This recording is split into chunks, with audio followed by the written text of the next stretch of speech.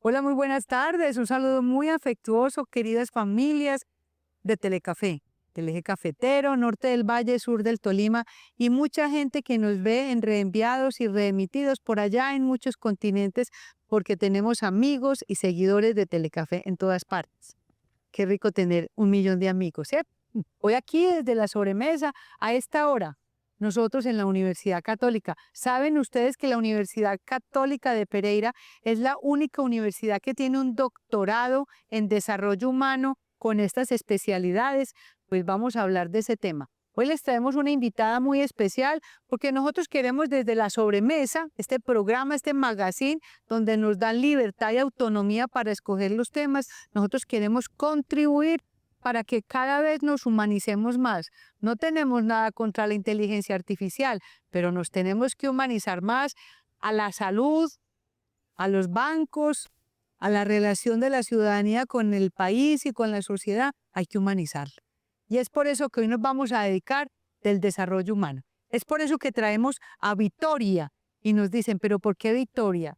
No es con C, es con doble T. Victoria Angélica Gómez Martínez es psicóloga, magíster de Pedagogía en Desarrollo Humano y actualmente estudiante del doctorado en Educación de Desarrollo Humano en la Universidad Católica de Pereira, aquí donde nos sirven de anfitriones. Pues resulta que ella es docente de Humanidades de la Universidad Católica, pero también experta, y ella es nuestra invitada hoy de honor. Díganos entonces, Victoria, Vito, cuéntenos qué es eso de desarrollo humano, cuál es su relación con el proyecto de vida, y ojalá muchos empresarios me estén escuchando, porque no todo en la vida son registradoras. A una empresa no solamente la tienen por qué evaluar con las cifras en plata. De verdad, como nos dice hace mucho tiempo Naciones Unidas, el índice de desarrollo humano es lo que puede medir realmente cómo están las sociedades. No son las cifras que publican en frío, es el desarrollo humano, cómo está la calidad del desarrollo humano. Y por eso nos interesa tanto que Victoria Angélica Gómez arranque. Saludo a mi compañero de la sobremesa, a nuestro querido Johnson Marín, quien nos estará acompañando hoy también. Adelante, entonces, cuéntenos sobre eso. Bueno, muchísimas gracias por la invitación. Estamos muy contentos también desde la universidad de tenerlos aquí en la casa. Para nosotros es un gusto hablarles del desarrollo humano porque básicamente lo conectamos muy bien con lo que acabaste de decir, y es como en la sociedad no solamente debemos regir la medición de cómo estamos a partir de lo económico, a partir de los índices de desarrollo monetario. Estamos también hablando de qué pasa en lo humano y cómo nosotros a través de lo humano podemos inclusive llegar a tener mejores rendimientos. En el caso del concepto de desarrollo humano, nosotros podemos entender qué es ese proceso en el que nosotros podemos construirnos y desarrollarnos como personas. El desarrollo nos está diciendo que nosotros no estamos determinados, estamos condicionados. Condicionados a un nombre, condicionados a una situación social, condicionados a un país, a unas oportunidades reales, pero tú tienes la posibilidad de desplegarte en un devenir. Y en ese devenir participamos todos. Entonces hay una cosa muy bonita en el desarrollo y es que yo soy, pero también tengo el potencial de ser. Y esa transformación está a lo largo de toda la vida. Cuando hablamos ya de la conexión de proyecto de vida, en la misma esencia de lo humano está el poder decidir. Yo puedo decidir qué hombre, qué mujer quiero ser, y en esa línea tú tienes un despliegue de posibilidades. Si nos vamos a los animales, notamos que ellos son lo que pueden ser. Nosotros tenemos esta posibilidad de irnos ampliando en capacidades y posibilidades. Hay algo muy bonito que está ocurriendo actualmente y es que el ser humano está entendiendo que no solamente somos cognición, es decir, a la universidad no solamente venimos porque queremos desarrollar el intelecto. Venimos también a la universidad y a muchos escenarios formativos como este espacio, que es un espacio formativo que llega a las familias, que llega a la sociedad, que logre impactar, nosotros no solamente desarrollamos ideas, sino que también empezamos a desarrollar habilidades sociales de comunicación y todo lo que tiene que ver con cómo me puedo transformar. En esa línea, por eso pensar quién quiero ser es la primera pregunta del proyecto de vida, y en esa línea estamos hablando en perspectiva de desarrollo humano. Si yo puedo elegir quién quiero ser, tengo que pensar quién soy, pero también qué debo hacer en el presente para desarrollar eso que quiero lograr. Para uno ingresar a hacer un doctorado, el primer requisito es que uno debe presentar una línea de investigación. ¿Usted qué postuló para que fuera aceptada en el doctorado? Bueno, el tema mío como docente fue muy especial porque resulta que en la licenciatura de Educación Religiosa de acá de la universidad entro como psicóloga y encuentro personas muy mayores, personas que vienen de otros municipios con ese deseo de saber y se enfrentaban a la plataforma Moodle. Entonces ellos eran más de cuaderno, de los textos en físico, y ese reto me llamó mucho la atención. Indagando, encontré que aparecía la mixtura de educación entre el blended learning, ¿cierto? Esa educación presencial, la interacción cara a cara, pero también esa interacción mediada por la tecnología. Y ese fue el tema mío, cómo las interacciones sociales, que son netamente humanas, se transforman cuando estamos en presencialidad y cuando estamos en la, digamos, como en esa integración tecnológica, y cómo se genera autonomía y especialmente autorregulación del aprendizaje. Entonces ese es como mi tema, lograr que esa autorregulación de la persona se logre a partir de las interacciones sociales, dándole fuerza a lo humano de la interacción social. A sabiendas de que ese contacto humano lo perdemos cuando es virtual. Ese es el gran reto, que cómo nosotros logramos no perder esa conexión de lo humano, pero sin reemplazar esta presencialidad. Por eso cuando hablamos de contextos híbridos tiene que haber una presencialidad. La diferencia es que el profesor debe tener muy claro qué hace cuando estamos cara a cara y qué hace cuando estamos mediados por la tecnología, porque son formas de aprendizaje diferentes y también de interacciones diferentes. Pero en el caso mío no estaría tan de acuerdo con reemplazar las interacciones físicas y humanas. No. La piel. Eso hace parte la mirada. de la formación. Pero sí es posible hacer mezclas interesantes para llegar a más personas. Lo que les decía al inicio, a mí me motivó mucho cómo aprenden las personas que están en otros municipios, se desplazan, llegan muy cansados, pero ellos solo pueden estudiar así, a distancia. Entonces, en esa línea, el aprendizaje desde el Blended Learning va a llegar a más personas, pero debemos saberlo hacer para que no lleguemos a automatismos o despersonalizar tanto la educación, que sería lo contrario de lo que queremos hacer con la formación humana. ¿Sí? Nos gustará conocer ya los resultados de su investigación una vez esté graduada, porque definitivamente a mí en lo personal me sigue llamando la atención es que todo lo que se masifica con el único propósito de ampliar cobertura pierde la calidad y se despersonaliza. Entonces, a uno le dicen, es que en Colombia más del 98% de las personas tienen cobertura de salud, pero vaya mire la calidad, vaya mire cuántas personas tienen acceso real. Lo mismo en la educación y ahora con la virtualidad. Claro, la virtualidad permite masificar el conocimiento para que a más personas les llegue, pero la calidad, la parte humana, la sensibilidad, la sensación de lo que es el persona a persona. Me interesará conocer los resultados de esa investigación. Adelante, Johnson. Gracias, doctora Elsa Gladys. Un saludo, como siempre, con toda la teleaudiencia, no solo local, regional, sino también internacional. Y nuestra invitada en el mediodía de hoy en la sobremesa, la doctora Victoria Angélica, a quien queremos consultar que un joven ya está a punto de egresar de la universidad, viene trabajando su proyecto de vida. ¿Cómo en este caso, qué técnicas podría implementar, utilizar para establecer metas que sean medibles, alcanzables y además realistas? ¿Cómo podría ser? Bueno, es una muy buena pregunta porque nosotros, digamos que en el ámbito social, encontramos que lo primero que se le pregunta a un chico cuando está finalizando su proceso de educación secundaria es ¿qué vas a estudiar? Casi como que a veces no les damos la lección como que ya qué quieres hacer, sino qué vas a estudiar. Y en esa línea estamos muy pendientes de qué va a salir a hacer. Y creemos que la formación es un poco ligada al tema de la profesión. Obviamente están totalmente anidadas, pero lo más importante en este caso para establecer metas en un proyecto de vida que sea dignificante, que sea gratificante para la persona, lo principal que debemos hacer es lograr identificar quién es la persona, qué habilidades tiene y dentro de la lectura que hace de lo social, cómo empieza a participar en ese espacio y se ve a futuro. Entonces es algo muy lindo porque son 3 tiempos. ¿Quién he sido? ¿Quién quiero ser? ¿Y qué hago en el presente para acercarme a esas metas que me he propuesto en el futuro?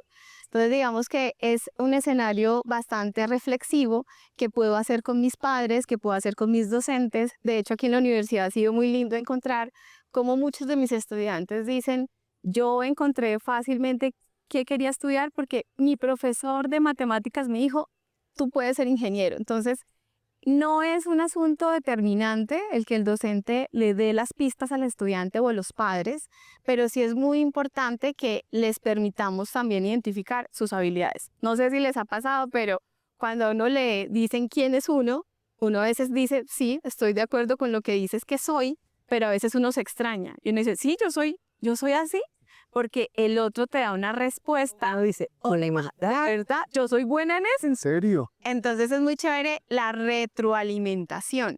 Por eso en el proceso psicológico influyen mucho los otros. Es un proceso individual, una toma de decisiones personal, pero la construyes con otros. Y esos otros son fundamentales en el proceso. Entonces yo diría que más que metas medibles, sí podríamos identificar que si yo sé quién soy, y es una construcción, de hecho nos aterra la pregunta a veces porque no sé, ¿cierto? Pero ese no sé te permite empezar a hilar.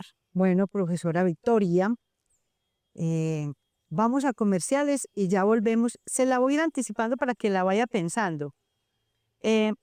¿Por qué deberíamos dejar de pensar en el desarrollo humano únicamente en una etapa coyuntural? Entonces, mi muchacho está terminando el bachillerato, camine, yo le meto este componente. ¿Por qué en un momento coyuntural y por qué no incorporarlo a la vida del ser humano desde el principio a fin de su vida? Ya vamos después de comerciales con esa pregunta.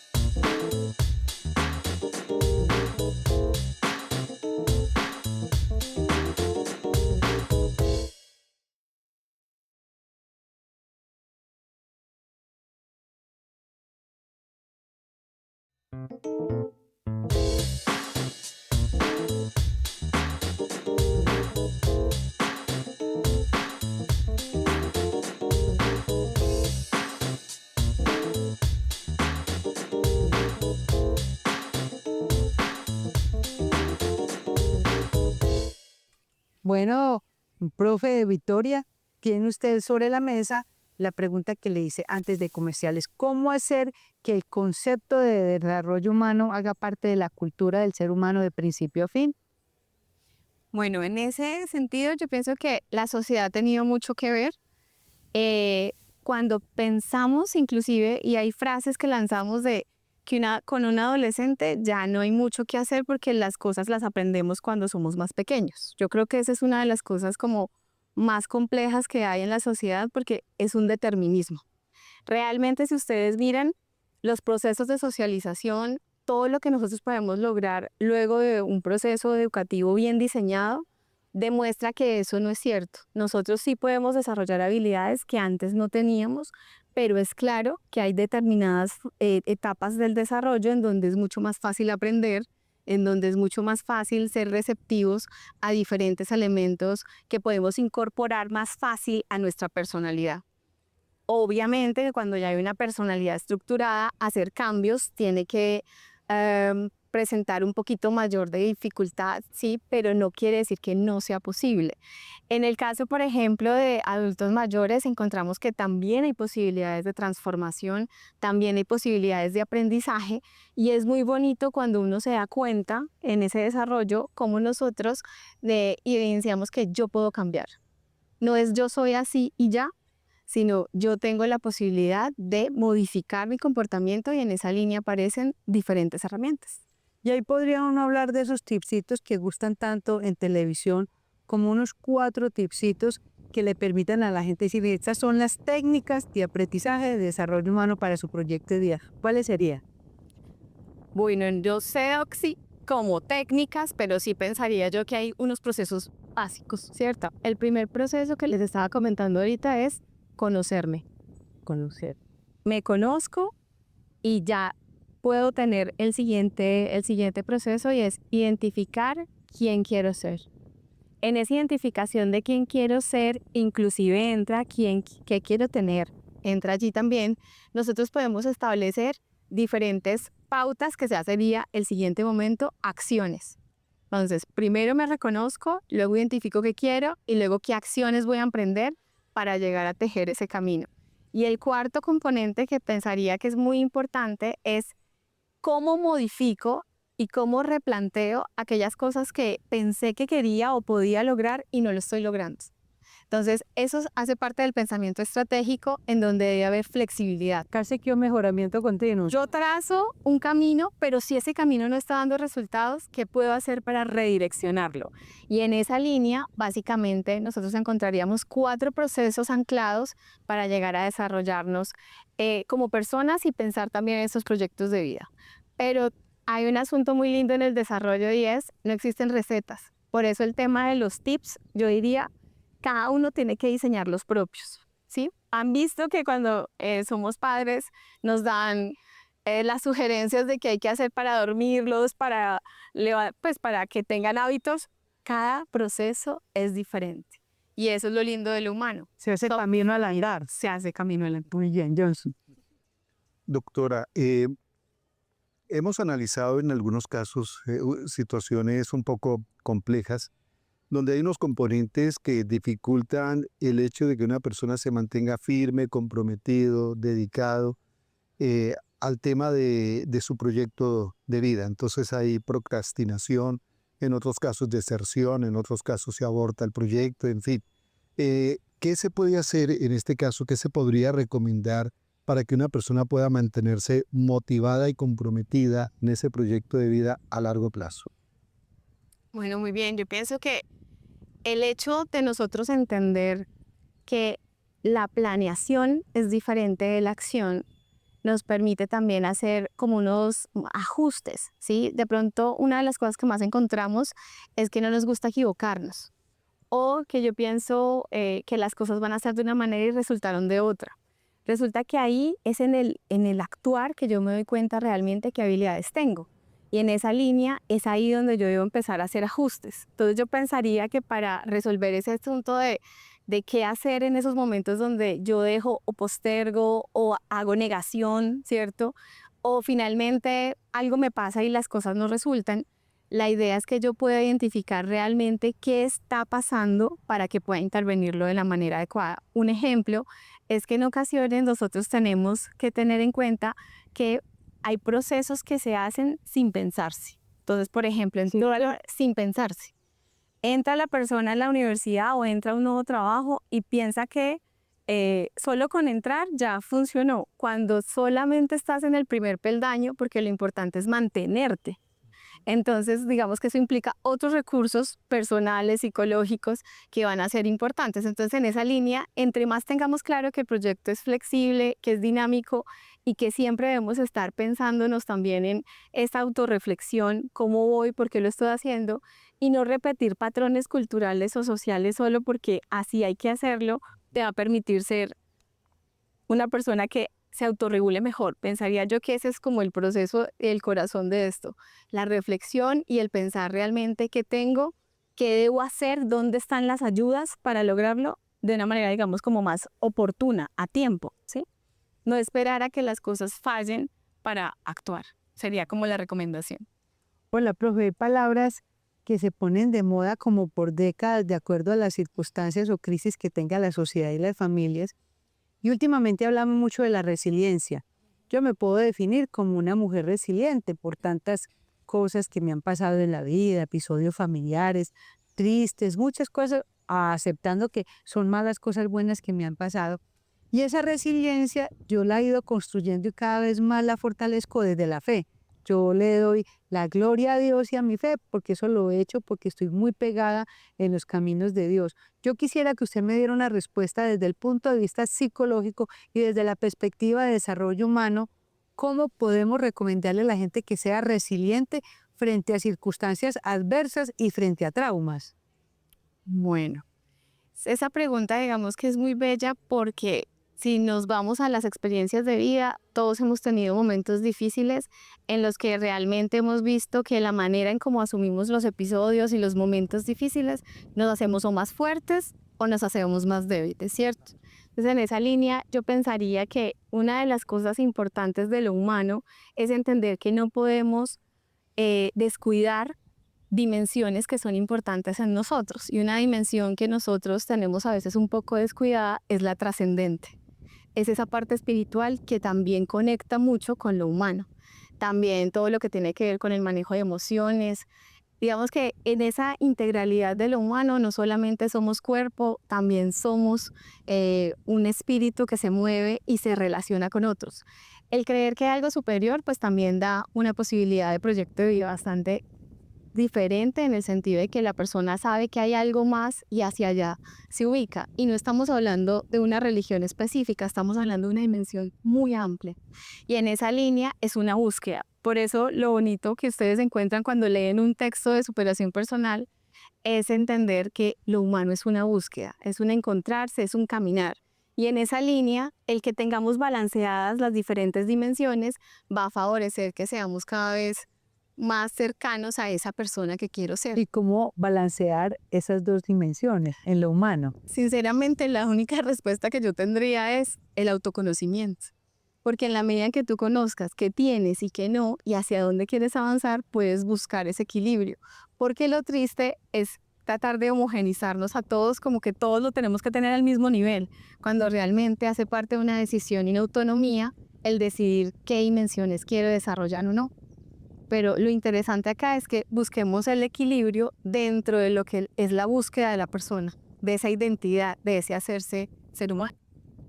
Usted aquí desde la academia, ¿cómo podría dar un aporte de lo que se puede hacer con una terapia de psicología y una terapia en medicina, ya como medicada?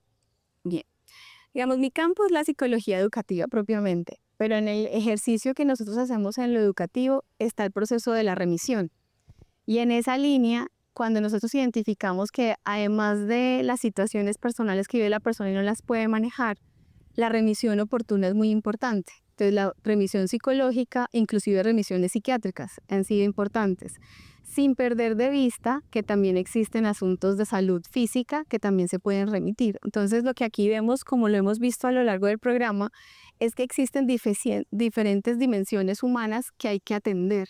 Y en esa línea, buscar de forma oportuna una atención en estas áreas, ya sea psicológica o médica, van a ser fundamentales para ese equilibrio que buscamos como seres humanos. Entonces, en esa línea sería... Bueno, pues muchísimas gracias.